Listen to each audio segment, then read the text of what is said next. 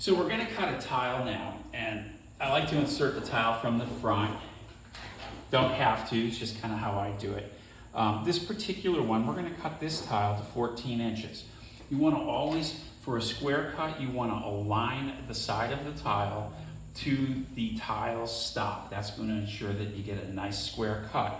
And then you want to align the back end of your tile to the measurement that you want to cut, in our case 14 inches. So now we're nice and square, we're at 14 inches. I'm going to make the first cut, which is the sizing cut. Some of these sizing cuts will take 2 or 3 passes. This is a relatively soft tile, so I did it in one, but don't be worried if it takes you more than one. It really depends on the tile.